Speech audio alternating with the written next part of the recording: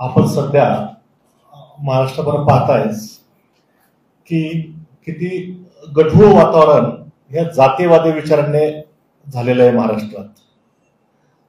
राजकारणी मंडळी याच्यात सहभागी होतेच पूर्वीपासून, परंतु वारकरी शिकवण अशी नाहीये. आणि आजचा मुख्य उद्देश जो आहे म्हणजे अतिशय खटकणारी गोष्ट झाली की बहुधा खूप कमी वेळा असं घडलेलं आहे की एखाद्या हरिभक्त पारायण महाराजाने, एखाद्या प्रवचनकाराने की एखाद्या गुंडाची बाजू घ्यावी, समर्थन करावं, ही अतिशय महाराष्ट्राच्या दृष्टीने लाजिरवाणी गोष्ट आहे. संत तुकाराम महाराजांनी, संत ज्ञानेश्वर महाराजांनी विचार आपल्यावर वेगळे घालून दिलेत. इथे जातीपातीला कुठलाही थारा नाही. काही प्रमुख पंथांपैकी एक वारकरी पंथ असा आहे की जातीपातीला थारा नको म्हणून हा पंथ स्थापन झालेला आहे. जसा लिंगायत समाज आहे, महानुभाव पंथ आहे, हे सगळे पंथ ह्या एका विचारावर चालतात. या जातीपातीला थारा नको म्हणून वारकरी पंथाची स्थापना झाली. आणि आम्ही आज सगळे वारकरी आहोत. आम्हाला लाज वाटते आपल्याला सांगताना की भगवान गडांचे महंत, ज्या भगवान बाबांनी इतकं मोठं कार्य केले, इतकं मोठे संत होऊन गेलेत, त्यांनी कधी जातीवाद पाहिला नाही. त्यांच्या गादीवर बसलेले हरिभक्त पारायण नामदेव शास्त्री महाराज यांनी एका गुंडाची बाजू घेऊन त्याला आमचा संपूर्ण पाठिंबा आहे, ही खूप लाजिरवाणी गोष्ट आम्हाला वाटली. याचा निषेध म्हणूनच आम्ही आज ही पत्रकार परिषद आयोजित केलेली आहे. आणि एक मी बरेचसे प्रश्न नामदेव शास्त्रींकरता काढलेले आहेत, त्याची प्रत आपल्याला देईलच.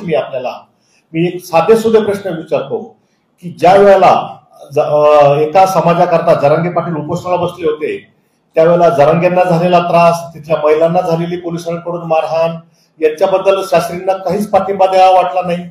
त्याचबरोबर एक दलित युवक परभणीमध्ये ज्याची पोलीस कस्टडीमध्ये हत्या झाली, त्यावेळेला शास्त्रीजींना वाटलं नाही की त्याला पाठिंबा द्यावे.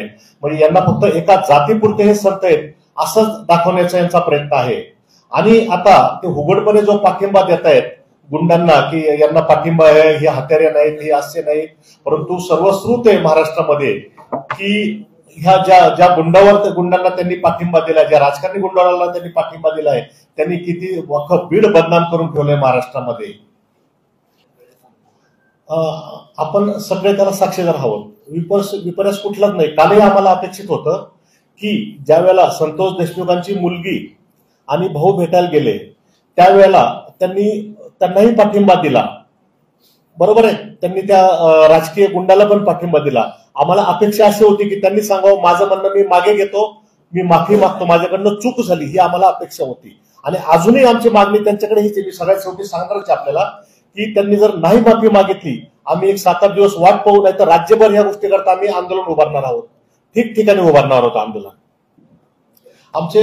आम्ही काही शास्त्री हरिभक्त पारायण नामदेव शास्त्रीजींना, जे भगवान गडाचे महंत आहेत, त्यांना काही प्रश्न आम्ही लिहून देतोय की ज्याची त्यांनी उत्तर द्यावीत अशी आम्हाला अपेक्षा आहे.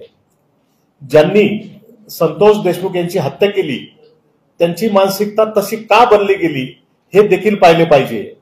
म्हणजेच काय की शास्त्री बुवा हत्येचे समर्थन करता का, असा आमचा त्यांना प्रश्न आहे. शास्त्री बुवांनी संतोष देशमुख यांच्या हत्येचे उघड समर्थन केले आहे. मग आरोपी फरार असताना शास्त्री बुवांनी भगवान गडावर त्यांना छुपा आश्रय दिला असेल अशी शंका आम्हाला येते. 2 तास ते धनंजय मुंडेशी त्यांनी चर्चा केली, त्यांची मानसिकता समजून घेतली आणि दुःख व्यक्त केलं. तर मग त्यावेळी त्यांनी हा विचार नाही केला की संतोष देशमुख यांच्या परिवाराची मानसिकता काय असेल, याचे उत्तर बुवांना दिलेच पाहिजे. धनंजय मुंडे गुन्हेगार नाही म्हणता, मग धनंजय मुंडेंचे अनेक घोटाळे आहेत. हार्वेस्टर घोटाळा आहे, कृषी साहित्य घोटाळा आहे, राग घोटाळा आहे, विमा घोटाळा आहे, वाळू माफिया, खंडणी वसुली, जमीन बळकावणे, गुन्हेगारी टोळी बनवणे, व्यभिचार करणे, हे काही सद्ग्रस्ताचं लक्षण आहे का? ह्या व्यक्तीला कसे तुम्ही गुन्हेगार म्हणणार नाहीत की ज्याला अख्खा बीड जिल्हा जाणतो, अख्खा महाराष्ट्र जाणतोय? याचंही उत्तर आम्हाला शास्त्रींकडनं अपेक्षित आहे. आणि जर एक अजूनही महत्वाची गोष्ट विचारतो, जर धनंजय मुंडे मध्ये तुम्हाला संत दिसतोय, मग त्याला तुम्ही भगवान गडाचा महंत करणार आहात का? ते धनंजय मुंडेंबद्दल म्हणले की त्यांनी एवढं सहन केलं त्रास, की ते एवढा त्रास सहन केला असता तर संत झाले असते. मग तुम्ही त्यांना करा महंत, डिक्लेअर करा पुढचा महंत, असे आम्हाला त्यांना विचार नाही त्यांना. आणि अजूनही महत्वाचा आरोप सांगतो, शास्त्रीजी एका समाजाचं नेतृत्व करतायत. आणि दोन समाजामध्ये फूट पाडण्याचं ते काम करताय. ज्यावेळेला दुसरा जरांगे मराठा समाजाकरता लढत होते, एकदाही शास्त्रीजींनी त्यांचा पाठिंबा दिला नाही किंवा मध्यस्थी करण्याचा प्रयत्न केला नाही.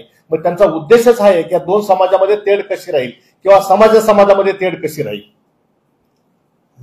मुंडेंची पार्श्वभूमी गुन्हेगाराची नाही म्हणता, मग बीडमध्ये गुन्हेगाराची टोळी करून मुंडेंनी बळ दिलेलं आहे हे आपल्याला सर्वश्रुत आहे. याच्यावर शास्त्रीजी काहीच बोलायला तयार नाहीत.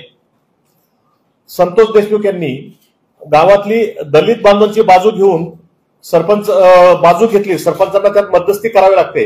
हे करताना काहीतरी असं म्हटलं जातं की संतोष देशमुखांनी कुणातरी एका व्यक्तीला चापट मारली, तर त्या चापटीच्या बदल्यात त्यांचा खून झाला. तर हबप शास्त्री महाराजांचं म्हणणं असं आहे की ती चापट नव्हती मारायला पाहिजे. म्हणजे चापटीच्या बदल्यात तुम्ही खून करणार आहात का? हा असा महाराष्ट्र आपल्याला बिहार करून ठेवायचा का?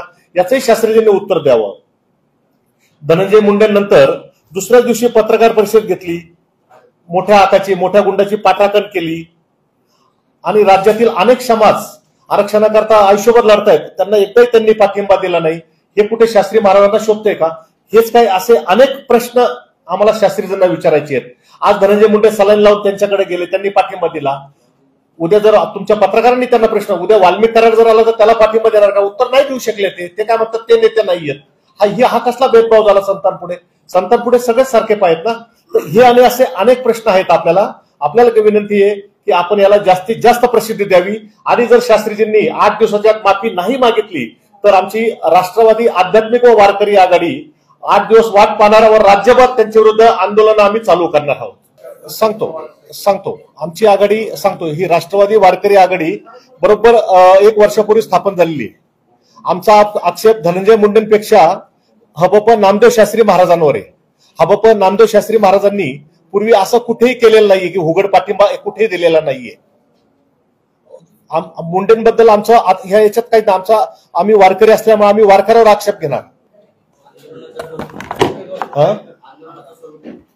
8 दिवस पाहणार आम्ही. ठिकठिकाणी आमचं नेहमीची पद्धत आहे वारकऱ्यांची भजन कीर्तन करत आंदोलन करणे. म्हणजे पूर्वीपासून आम्ही एकच प्रकारचं आंदोलन करतोय. राष्ट्रवादी काँग्रेस पक्ष अंकित राष्ट्रवादी आध्यात्मिक व वारकरी आघाडी महाराष्ट्र राज्य आजचा पत्रकार परिषद घेण्याचा आमचा मुख्य उद्देश आहे. भगवानगडाचे महंत हरिभक्तपरायण नामदेव महाराज शास्त्री यांनी गुंडांचे उघडपणे समर्थन केले पाहिजे. गुंडगिरीचे उघडपणे समर्थन केल्यावर त्यांना पाठिंबा दिला आहे.